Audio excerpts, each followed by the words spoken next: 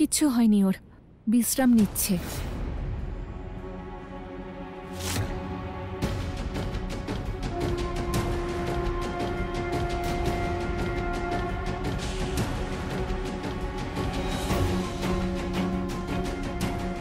কি কুন্তি দেবী, তুমি যে বললে ঘরে ফুলের ঝড় উঠেছিল, হ্যাঁ এখানে তো একটাও ফুল নেই।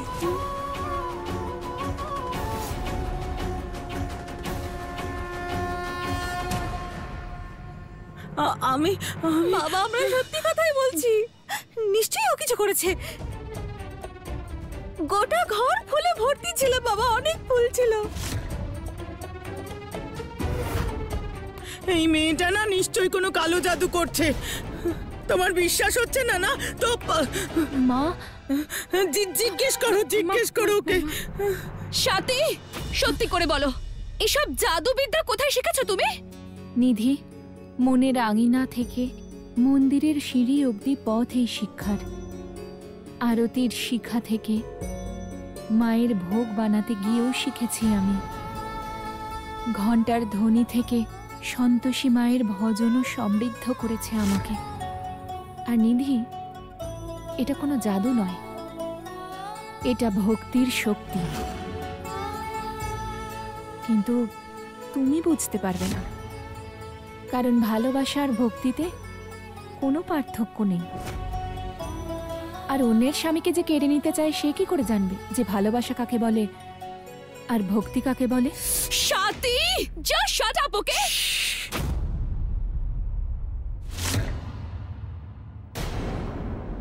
ইন্দ্র ঘুমোচ্ছে, অল্প আওয়াজ হলেই ঘুম ভেঙে যায় ওর। আস্তে কথা বলো।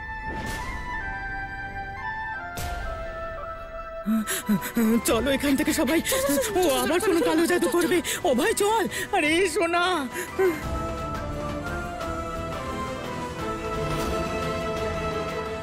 দেবী পৌলমী, আপনার মনের ইচ্ছা আমি বুঝতে পারছি, কিন্তু এখনই শীঘ্র, অতি শীঘ্র আপনি নিজ লোকে ফিরে যান আর আপনার এই আঘাতগুলোর চিকিৎসা করান।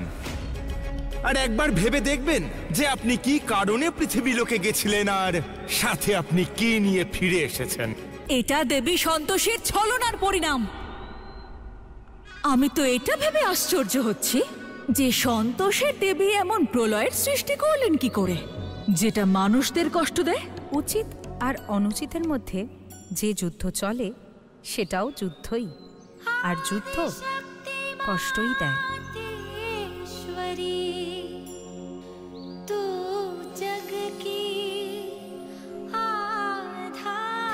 উত্তম, অতি উত্তম দেবী সন্তোষী।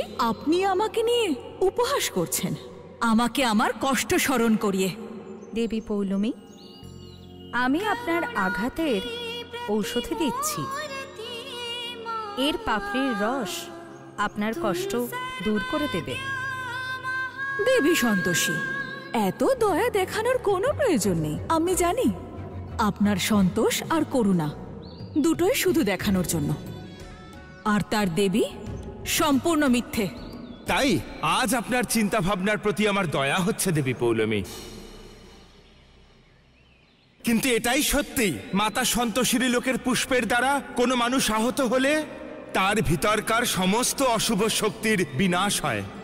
আর সেই আঘাত যদি কোনো দেবতা পেয়ে থাকেন তাহলে এই পুষ্পের রসেই তার চিকিৎসাও হয়। দেবী সন্তোষী আপনাকে যে পরামর্শ দিয়েছে তা নির্দ্বিধায় মেনে নিয়ে আপনি নিজ লোকে প্রস্থান করুন।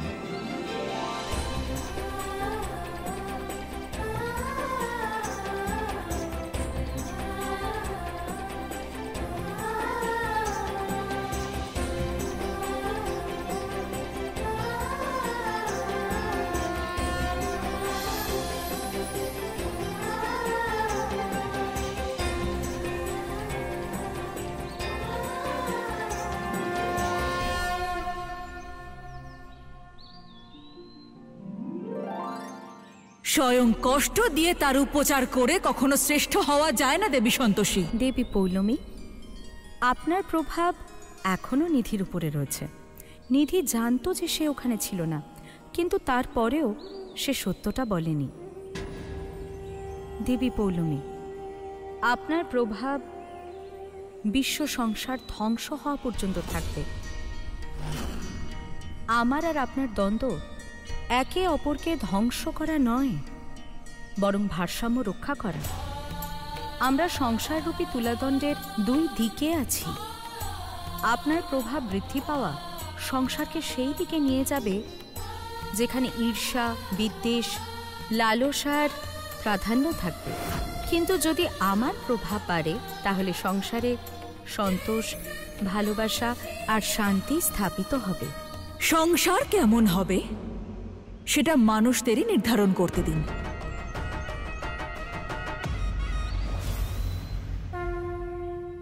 নারায়ণে নারায়ণ। জয় মা সন্তোষী, জয় মা সন্তোষী, জয় মা সন্তোষী।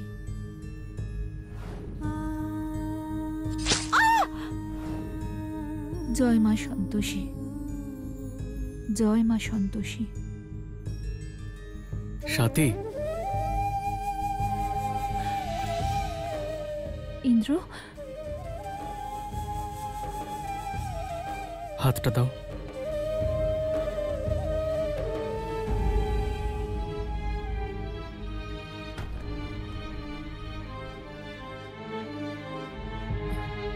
সাথী, আমি তোমার হাতে ছুরি দিয়ে মেরেছি? না ইন্দ্র, আমার কথা ভেবো না, আমি একদম ঠিক আছি। তুমি বলো, তোমার শরীর ঠিক আছে তো? আমি ঠিক আছি। আচ্ছা, তুমি সন্ধেবেলার ভালো করে তৈরি হয়ে থেকো। কেন, বিকেলে কি আছে? ইন্দ্র দেখো, আমি কিন্তু বাপের বাড়িতে ফিরে যাব না। কোথাও পাঠাচ্ছি না তোমাকে। সন্ধেবেলা একটা পার্টি আছে, বাবার কিছু বন্ধুরা আসবেন, আর আমি চাই যে বাড়ির এই পরিস্থিতির ব্যাপারে কেউ যেন কিচ্ছু না জানে। হুম?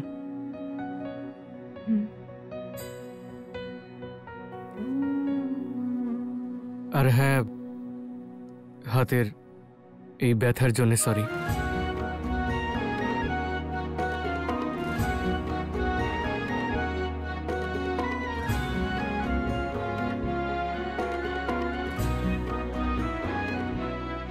জয় মা সন্তোষী।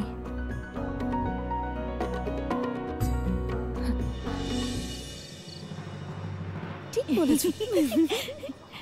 আজ এই ডাইনির সমস্ত মায়া ওর ঘাড়ে এসেই পড়বে। ঠিক, খুব মজা হবে।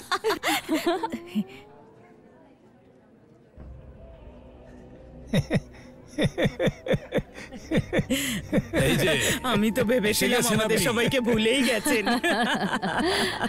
আসুন আসুন, বসুন বসুন। তারপর বলুন, বাড়ির সব খবর ভালো তো? আরে কি বলবো, ছাড়ুন। কিন্তু আপনার ছোট ছেলেকে তো দেখতে পাচ্ছি না। কে, ইন্দ্র? হ্যাঁ, নমস্কার কাকা। আরে নমস্কার নমস্কার। দেখলেন, নাম বললাম চলে এলো। আর সব ঠিক আছে? হ্যাঁ, সব ঠিক আছে। আর তোমার? ওই চলছে, আপনি বলুন। আর কি বলবো, লকডাউনের চক্করে বাইরেই তো বেরোতে পারছিলাম না। এখন বেরোতে পারছি, ভাবলাম সবার সঙ্গে দেখা করে নি। হ্যাঁ, ভালোই করেছেন, অনেকদিন পরে এসেছেন, অনেক গল্প করা যাবে। ঠিক আছে, আপনারা গল্প করুন, আমি এক্ষুনি আসছি। ঠিক আছে বাবা, ঠিক আছে।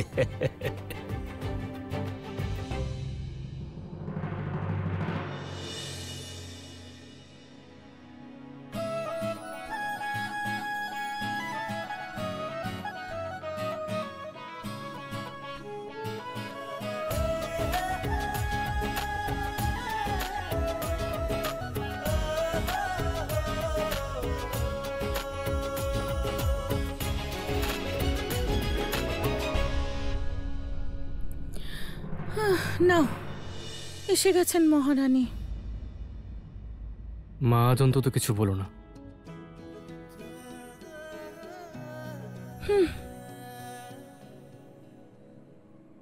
লাল শাড়িতে খুব সুন্দর দেখাচ্ছে।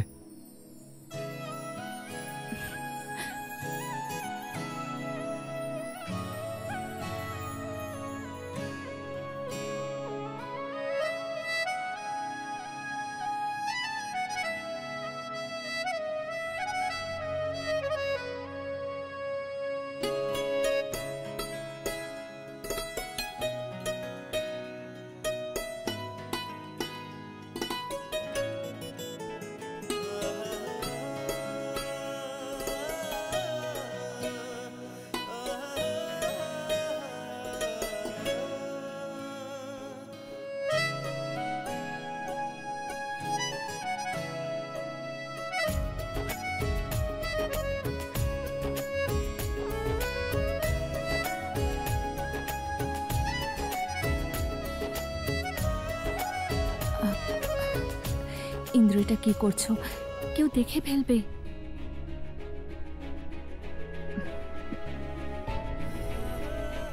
দেখে তো ফেলবে।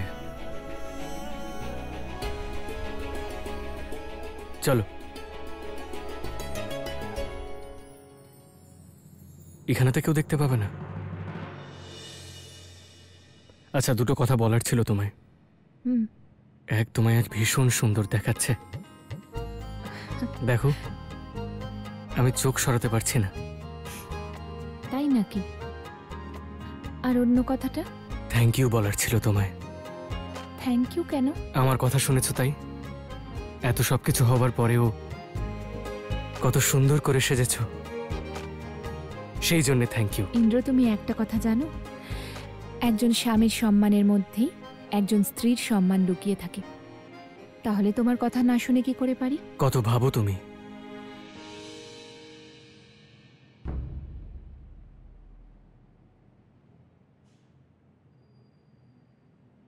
আর এদিকে আমি মনে হয় যেন স্বামী হওয়ার সব অধিকার হারিয়েছি। যেমন তোমায় জড়িয়ে ধরার অধিকার।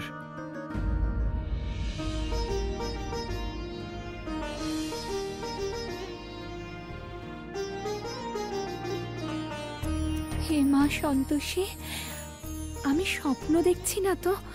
সত্যিই কি আজ ওই ঘটনার পরে আমার পুরনো ইন্দ্রকে ফিরে পেলাম? ইন্দ্র, আমার না কাজ আছে, আমি আসি। জানতাম এটাই তুমি বলবে। যাই হোক, আমিও যাই।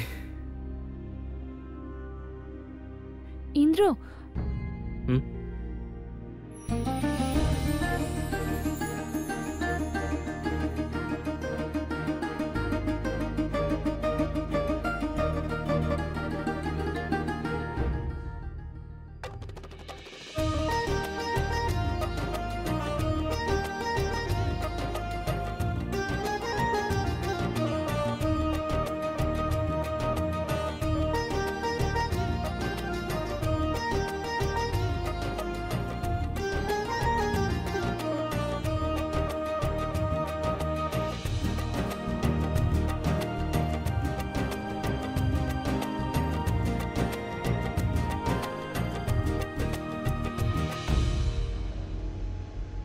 দেবী পৌলমী, দেবী সন্তোষীর ভক্ত আর ওর স্বামী তো একে অপরের নিকটে চলে এলো। ভালোবাসা, ভালোবাসা মানে মূর্খামি। আর ভালোবাসায় যখন খুশি ছলনা করা যায়, কিন্তু ঘৃণা মানুষকে সচেতন রাখে। যা দেখছো তা কি আদৌ সত্যি?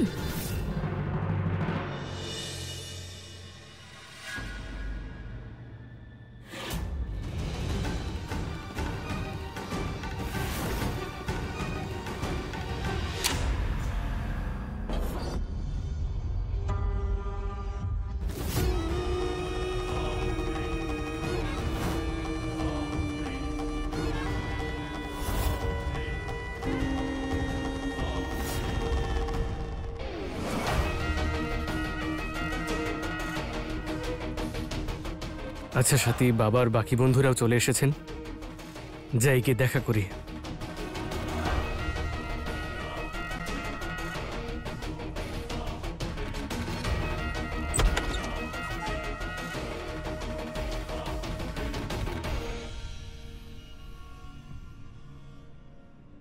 খুব ভালোবাসি তোমাকে ইন্দ্র, তাই প্রতি জন্মে তোমাকেই পাশে চাই আমি।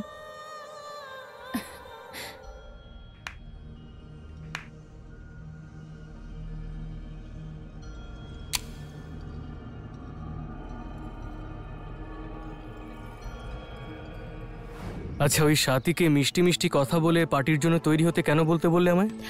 বলছি, কিন্তু তার আগে তুমি আমাকে এটা বলো তো, তোমার কথা কি সাথী মেনেছে? হ্যাঁ, মেনে নিয়েছে। পারফেক্ট। তাহলে এবার তোমায় রাত্রেবেলায় আরো একটা কাজ করতে হবে। সাথীর কাছে গিয়ে ওকে জড়িয়ে ধরতে হবে। এসব কি বলছো? একদম ঠিক বলেছি আমি। দেখো ইন্দ্র, তুমি সাথীকে জড়িয়ে ধরবে, তবেই তো এই চুলকুনির পাউডারটা তুমি ওর গায়ে দিয়ে দিতে পারবে। আর যেই এই পাউডারটা ওর বডিতে লাগবে, কিছুক্ষণের মধ্যেই ও এমন এমন সব কাজ করতে শুরু করবে যে সবাই ওর দিকে তাকিয়ে থাকবে। আর ভাবো, বাবার বন্ধুরা, পাড়া প্রতিবেশীরা সব তো ওখানেই থাকবে। তাহলে সাথীর কি ইমেজ তৈরি হবে ওদের কাছে?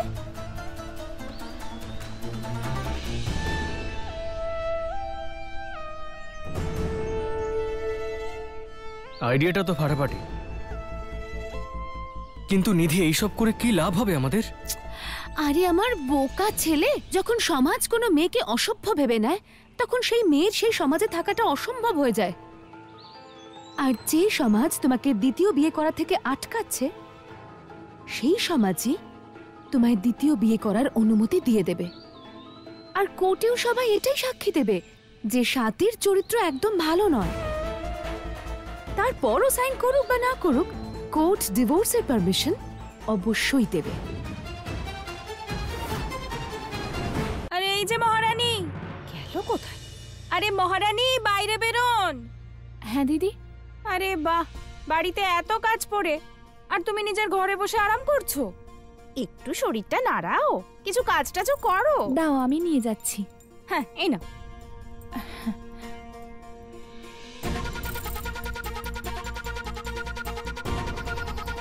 আরে রিঙ্কি, মনে হচ্ছে প্রভাব পড়েছে এর ওপর। ডাইনি মায়াবী অনেক মায়া করেছে আমাদের উপর, আজও নিজেরই মায়া জালে ধরা পড়বে। একদম। আরে কুন্তি, এ সেই না তোমার ছোট বৌমা যে লাভ ম্যারেজ করেছিল? হ্যাঁ সেই। তাতে কি হয়েছে, ভালোবাসা করে বিয়ে করেছে তো। ওরা দুজনে সুখে আছে যখন, আমার কোনো সমস্যা নেই। মা? না না থাক। মায়ের ভয়টা বোধহয় এখনো কাটেনি, কিন্তু ওনাকে কি করে বোঝাবো যে যা কিছু ঘটেছে সেই সবই সন্তোষী মায়েরই আশীর্বাদ।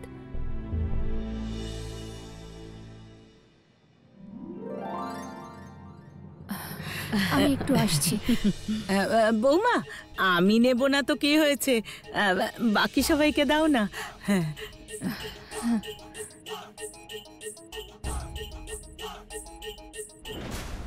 মনে হচ্ছে চুলকানির পাউডার কাজ শুরু করে দিয়েছে।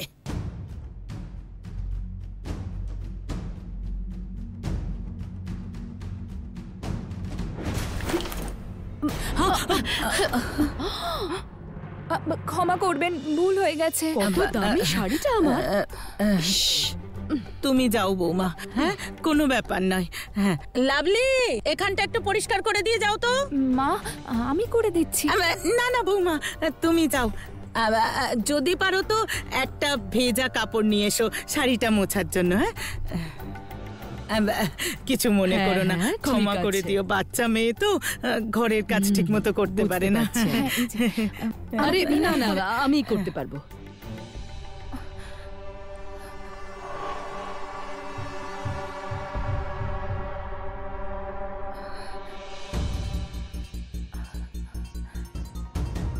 আমার এত চুল করছে কেন?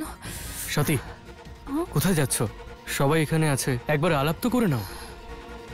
আসলে ইন্দ্র, আচ্ছা এসো এসো, সকলের সাথে আলাপ করিয়ে দিচ্ছি। আজ আমি আপনাদের সকলের সঙ্গে আমার স্ত্রী সাথীর পরিচয় করিয়ে দিচ্ছি।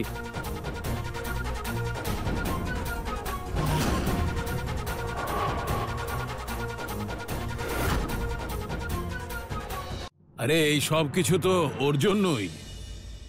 ইন্দ্র যেদিন থেকে বিয়ে করে ওকে বাড়িতে এনেছে, সেদিন থেকে বাড়ির সবাই ওর তালে তালে নাচছে। বাড়ির প্রতিটা জিনিসই যেন ওর তালে তালে নাচে। না, প্রথমে যখন বিয়ে করে এনেছিল তখন আমি একটু রাগ করেছিলাম, তারপর একসঙ্গে থাকতে থাকতে আমিও মেনে নিয়েছি। প্রেমের বিয়ে মেনে নেওয়াটা অনেক বড় ব্যাপার। তা সে যাই হোক না কেন, ওরা যদি দুজনে একসঙ্গে থেকে ভালো থাকে, আমার আর আপত্তি করার কি আছে? মা, আমি একটু রান্নাঘরের কাজটা সেরে আসছি। আরে আরে সাথী, কোথায় যাচ্ছ তুমি? বাবা তোমার সম্বন্ধে এত ভালো ভালো কথা বলছেন আর তুমি এখান থেকে চলে যাচ্ছ? আরে এই জল খাবার, চা, শরবত সব আমি সামনে নেব, তুমি এখানে থাকো।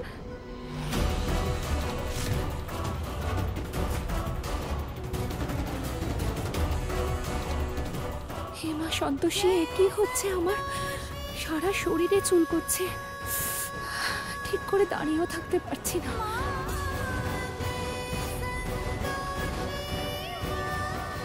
অভয়ের বাবা একদম ঠিক বলছে, অনেক গুণ ওর। হ্যাঁ, আমার ইন্দ্র বলছিল প্রথমবার ওর গান শুনেই ওকে ভালোবেসে ফেলেছিল। মা, তুমি বারবার ভুলে যাও। প্রথমবার দেখা হয়েছিল যখন আমি বাবার জন্য রাস্তা আটকেছিলাম। হ্যাঁ হ্যাঁ হ্যাঁ হ্যাঁ হ্যাঁ।